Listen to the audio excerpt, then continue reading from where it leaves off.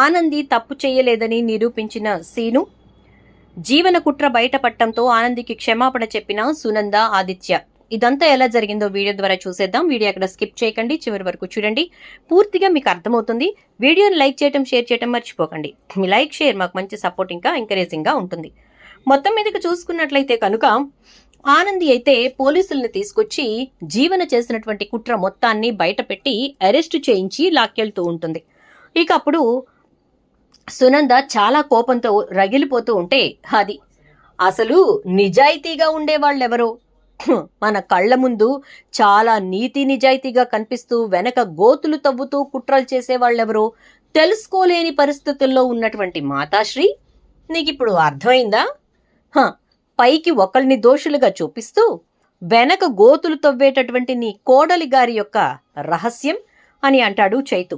ఏంట్రా, నేనేదో కావాలని చేసినట్టు అంటున్నావంటే నువ్వు చేయలా, నిన్ను ఉపయోగించుకుని జీవన చేసింది, అది నువ్వు గ్రహించలేకపోయావు. జీవన ఆడుతున్నటువంటి ఆటలో నువ్వొక పావు అయిపోయి జీవన చెప్పింది చెప్పినట్టు చేసుకుంటూ వెళ్తున్నావు. అసలు ఆ అన్నయ్యని కెనడా పంపించే ఆలోచన కూడా నీది కాదు కదా, జీవనే చెప్పింది కదా అని అంటే, అది అంటూ ఉంటే, నాకు తెలిసి మా మామ అబద్ధం చెప్పదు అంటాడు చైతు. అవునరా, జీవనే చెప్పింది అంటే ఎప్పుడెప్పుడు అన్నయ్యని వదిన్ని విడదీద్దామా అని చూసే జీవన ఇలాంటి ఆలోచనలు కాక ఎలాంటి ఆలోచనలు చేస్తుందిలే అని అనేసరికి, అదేంట్రా అలా అంటావు అని అంటుంది ఇక సునంద అయితే. అవును, అలాగే అంటాను. ఎందుకంటే జీవన చేసే పనులన్నీ అలానే ఉంటాయి కాబట్టి, అవన్నీ నమ్మటం నీ బుద్ధి తక్కువతనం కాబట్టి. అంటే ఏరా నోటికొచ్చింది మాట్లాడుతున్నావు అని అంటుంది. ఇక డాడ్ మీరు మాట్లాడండి, నేను ఇంకా కంట్రోల్ తప్పానంటే ఏదేదో మాట్లాడేస్తాను అనగానే, నేను మాట్లాడేది ఏముందిరా, మీ అమ్మకి ఎదురు చెప్పే సత్తా నా దగ్గరుందా ఏంటి? అయినా ఆవిడికి తెలీదా కరెక్ట్ ఎవరో రాంగ్ ఎవరో, ఎవరు తప్పు చేస్తున్నారో ఎవరు ఒప్పు చేస్తున్నారో? ఆవిడికి అన్నీ తెలుసురా బాబు, పద అని అంటూ వెళ్ళిపోయిన తర్వాత ఇక ఆదిత్య అయితే, అసలు జీవన ఇలా చేస్తుందని నేను అనుకోలేదమ్మా అంటే, నేను కూడా అనుకోలేదు ఆదిత్య అంటూ ఉంటే, నిజాయితీగా ఉండేవాళ్ళు అన్ని విషయాల్లోనూ నిజాయితీగానే ఉంటారమ్మా. తప్పులు చేసేవారు, అది కూడా ఎవరికీ తెలియకుండా వెనకాల తప్పులు చేసేవాళ్ళు వెనక వెనక ఇంకెన్ని చేస్తారో ఏంటో, అసలు ఎన్ని చేసిందో ఏంటో మనకు తెలియదు కదా అని అనుకుంటూ ఉంటే, ఆదిత్యబాబు ఆదిత్యబాబు అంటూ సీను వస్తాడు. ఏంటి సీను, ఏమైంది అని అనేసరికి, ఆదిత్యబాబు పెద్ద తప్పు జరిగిపోయింది అని అంటాడు. ఏం తప్పు జరిగిందిరా అని చెప్పేసేసి ఆదిత్య అంటూ ఉండేసరికి, ఏం తప్పు జరిగిందని నిదానంగా అంటారేంటి బాబు? నా దోస్త్ ఆనంది గురించి, అమ్మాడి గురించి, జీవన చేసిన కుట్ర గురించి చెప్పాలి అంటే, అదే ఇప్పుడే బయటపడింది, తీసుకెళ్లారు పోలీసులు, ఆనందియే తీసుకొచ్చి అరెస్ట్ చేయించింది అంటే, దేని గురించి అని అంటాడు. డిజైన్స్ వేరే కంపెనీ వాళ్ళతో టైఅప్ అయి వాళ్ళకి అప్పచెప్పింది నీ భార్య అలేఖ్య, ఇంకా ఇదిగో ఈ జీవన అని చెప్పని అంటాడు. నా భార్య అలేఖ్య అనే కంటే అది జీవనకు తొత్తు అని చెప్పని అంటాం మంచిది. పేరుకే భార్య భర్త, కేవలం మా ఇద్దరి మధ్యన ఆ భార్యాభర్తల తాళి తప్ప ఇంకా బంధం అంటూ ఏమీ లేదు. గా విషయం ఇడిచిపెట్టు ఆదిత్యబాబు, నేను అసలు చెప్పాలనుకున్న విషయం అది కాదు అని అంటే, మరి ఇంకేంటి అనగానే, ఇంకేంటేంది, అదే అప్పుడు శ్రీధన్ బాబు పెళ్ళప్పుడు ఎవరో ఫోన్ చేసిరు అని చెప్పేసి అన్నారు కదా అంటే, ఎవరో ఏంటి, ఆనందియే చేసింది అంటుంది సునంద. గది మీరు చూసిరమ్మా అంటే, లేదు ఏ అని అంటూ ఉంటే, చేసింది అమ్మాడి కాదు, చేసింది జీవనమ్మ వాళ్ళకి ఫోన్ చేసి నేను జీవన అని చెప్పి ముందనిందట, ఆ తర్వాత కాదు ఆనందిని అని చెప్పి చెప్పిందట. అదేంటండి మీరు రెండు పేర్లు చెప్తున్నారంటే, నేను ఆనందిని జీవన అనే పేరుతోటి తప్పు చేద్దాం అనుకున్నాను అని చెప్పి నిజాయితీగా ఒప్పుకుని, అదేంటి ఎవరు చెప్పారు నీకు ఇదంతా అంటుంది సునంద. ఎవరు చెప్పారో వాళ్ళకే ఫోన్ చేయండి, కావాలంటే నాతో రండి అని చెప్పని అంటే, అది ఇదేంటో తేల్చుకోవాల్సిన విషయమే, వెళ్ళు నేను వస్తాను పద అని చెప్పి ఇక సీనుని తీసుకుని ఆదిత్య ఇంకా సునంద ఇద్దరు కూడా ఏ మీడియా ఆఫీస్లో అయితే ఇదంతా సీను తెలుసుకున్నాడో అక్కడికి వెళ్తారు. వెళ్ళిన తర్వాత ఇక అక్కడ అన్ని విషయాలు కదిపేసరికి మొత్తం అంతా వాళ్ళు వివరంగా చెప్తారు. చెప్పి ఆవిడైతే, తర్వాత నన్ను కలిశారండి, కలిసి ఇలాగా జరిగింది, సో ఎప్పటికీ నా పేరు మాత్రం బయటికి రాకూడదు అని చెప్పారు.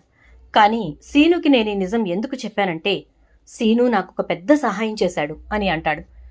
ఎప్పుడు చేశాడు? ఈ విషయం తెలిసిన తర్వాత, తెలియకముందా అంటే లేదండి, అసలు సీనుకి నాకు పరిచయమే లేదు. ఈరోజు ఉదయాన్నే నేను హాస్పిటల్కి వెళ్లాల్సిన పనుంది. ఎందుకంటే నేను మార్నింగ్ షిఫ్ట్కి వచ్చాను. ఆఫీస్ నుంచి నేను అర్జెంటుగా హాస్పిటల్కి వెళ్ళాలి. మా బాబుకి ఫిట్స్ వచ్చి పడిపోయి చాలా ఇబ్బంది అయితే మా ఆవిడ హాస్పిటల్కి తీసుకెళ్తూ నాకు ఫోన్ చేసింది. నేను బయలుదేరి వెళ్తూ ఉండగా నా కార్ రిపేర్ వచ్చింది. ఇక కార్ రిపేర్ వచ్చింది కదా అని చెప్పి వేరే వాళ్ళ బైక్ తీసుకుని గబగబా బయలుదేరాను. తీరా సగం దూరం వెళ్ళిన తర్వాత బైక్ ఆగిపోయింది. ఎందుకు ఆగిపోయిందో తెలీదు. ఇక అప్పుడే అటుగా వస్తున్న సీను ఏమైంది సారు అని చెప్పని అడిగి మరీ నాకు సాయం చేసి పెట్రోల్ అయిపోయిందని చెప్పేసేసి ఆ ప్లగ్ అంతా క్లీన్ చేశాక చూస్తే పెట్రోల్ లేదని వెంటనే తనే తన బండి మీద తీసుకెళ్లి హాస్పిటల్ దగ్గర దింపాడు. ఆ తర్వాత అక్కడికి వెళ్ళి ఆ బండిలో పెట్రోల్ నింపి తీసుకొచ్చి హాస్పిటల్ దగ్గర పెట్టాడు. మళ్ళీ తను వెళ్ళిపోయాడు. తనతో నేను వెళ్లే దారిలో మాట్లాడిన మాటల్లో తెలిసిందేంటంటే, ఈ మీడియా ఆఫీసుల్లోకి దొంగ పేర్లతో ఫోన్లు చేసినా అసలు ఎవరు చేశారనేది తెలుస్తుందా అనే విషయాన్ని తను నన్ను అడిగాడు. నేను అవును తెలుస్తుంది అని చెప్పాను. దేని గురించి అంటే, మా దోస్తు గురించి వేరే వాళ్ళ పేరు చెప్పి ఒకళ్ళు మా దోస్తుని బర్బాద్ చేశారు అని చెప్తే ఏంటా కథ అని చెప్పి నేను అడిగితే అప్పుడు సీను వివరం చెప్పాడు. అదంతా జరిగింది నా సమక్షంలోనే. అందుకే నేను సీనుకి హెల్ప్ చేయాలనుకున్నాను. నేను వెళ్ళి నా కొడుకుని కాపాడుకోగలిగాను. అందుకోసమే సీనుని మళ్ళీ నేను పిలిపించి వివరం అంతా కనుక్కొని ఇదిగో ఈరోజు ఉదయమే అతనికి విషయం చెప్పాను. అందుకే అతను మీకు దగ్గరకు వచ్చి చెప్పినట్టున్నాడు అనేసరికి ఇక అప్పుడు సునంద అయితే, అంటే మీకు కాల్ చేసింది జీవన అంతేనా అంటే అవునండి అనగానే, సరే నేను 2 ఫోటోలు చూపిస్తాను, వాళ్లలో ఎవరో చెప్పండి అని అంటూ సీనుని అక్కడి నుంచి పంపించేస్తుంది సునంద. సీను పక్కకు వెళ్ళిపోతాడు.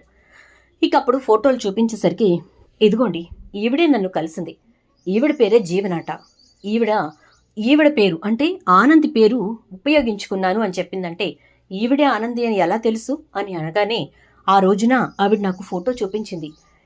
ఈవిడ లాయరు, జాగ్రత్తగా డీల్ చేయండి, ఎట్టి పరిస్థితుల్లో కూడా నా పేరు బయటికి రాకూడదు అని చెప్పింది అనగానే దొరికింది జీవన అనుకుంటూ థ్యాంక్స్ అని చెప్పి అది పదరా అని జీవనను అరెస్ట్ చేసి ఏ స్టేషన్లో అయితే పెట్టారో అక్కడికి వెళ్తుంది.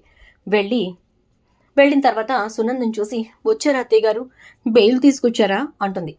తీసుకొచ్చానే, బెయిల్ తీసుకొచ్చాను నీకు అని చెప్పని అంటూ ఎస్ఐ గారు ఒక్కసారి సెల్ ఓపెన్ చేయరా అంటుంది సునంద. ఓపెన్ చేస్తాడు. ఇక ఎస్ఐ అయితే సునంద అప్పుడు జీవనను బయటకు తీసి ఒక్కసారిగా లెంపక ఇస్తుంది. గట్టిగా పట్టుకుంటుంది జీవన. ఏంటత్తయ్య ఇది అంటే, ఏంటా మీడియా ఆఫీస్కి ఫోన్ చేసి మా పరువు తీసినందుకు అని అనేసరికి షాక్ అయిపోతుంది జీవన. ఆ వెనకాలే సూర్య ఇంకా జ్యోతి కూడా వస్తారు. అలా వచ్చిన వాళ్ళని చూసి షాక్ అవుతుంది జీవన. డాడ్ నన్ను విడిపించండి డాడ్, నాకు బెయిల్ ఇవ్వండి డాడ్ అని అంటే, ఎందుకమ్మా నువ్వు బయటకొచ్చి మళ్ళీ ఆనంది పేరు ఉపయోగించుకొని ఇంకా కొన్ని కుట్రలు చేయటానికా, లేక ఇంకా కొన్ని మోసాలు చేయటానికా, అందరి పరువులు తీయటానికా అనగానే అది అంటే అవును మామ్ చెప్పాను అని అంటాడు. మంచి పని చేశావు అని అంటూ ఇక అక్కడికి ఇప్పుడు ఆనంది వస్తుందని చెప్పి అక్కడ ఎస్ఐ ద్వారా తెలుసుకుని అందరూ వెయిట్ చేస్తూ ఉంటారు. అప్పుడు ఆనంద్ అక్కడికి వస్తుంది.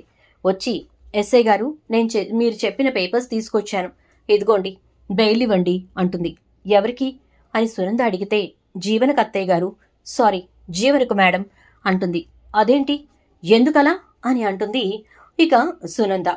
ఎందుకంటే తనక్కడుంటే పోయేది మీ పరువు కాబట్టి ఇదంతా మీడియా కవర్ చేసి ఊరందరికీ చాటింపు వేసే లోపే ముందు తన్ని బయటకు తీసుకురావాలని నిర్ణయించుకున్నాను అని అంటూ, ఎస్ఐ గారు నేను ఇచ్చిన కంప్లైంట్ విత్డ్రా చేసుకుంటూ ఇదిగోండి మీకు బెయిల్ పేపర్స్ కూడా ఇస్తున్నాను అని అంటే, సరే మేడం అయితే అని చెప్పేసేసి, మీరు విత్డ్రా చేసేసుకున్నారుగా, మీరు చెప్పినట్టే ఎఫ్ఐఆర్ కూడా కట్టలేదు నేను, సో ఇంకా బెయిల్తో అవసరం ఉండదు అని అంటూ ఇక వెంటనే జీవనను రిలీజ్ చేసేసరికి, అలాంటి దాని మీద లేనిపోని అబాండాలు వేశావు, తన భర్త నుంచి దాన్ని దూరం చేశావు అంటుంది సునంద. ఇంకా ఆదిత్య ఇంకా సునంద ఇద్దరు ఆనంద్ దగ్గరకు వచ్చి మమ్మల్ని క్షమించు అని చెప్పానంటే, అయ్యో అత్తయ్య గారు మీరు మమ్మల్ని ఆశీర్వదించాలి అని కోరుకుంటాం, కానీ మేము మిమ్మల్ని క్షమించుడేంది, ఇది మీరు చేసిన పొరపాటు కాదు, కేవలం అనవసరంగా అపోహ పట్టం మరియు అపార్థం చేసుకోవటమే అని అంటుంది ఇక ఆనంది. వెంటనే సూర్య, జ్యోతి వచ్చి ఆనందిని దగ్గరకు తీసుకుంటారు. చూద్దాం ఏం జరుగుతుందో. వీడియో నచ్చితే లైక్ చేసి వీడియోని షేర్ చేయండి. ఛానల్ సబ్స్క్రైబ్ చేసి పక్కనే బెల్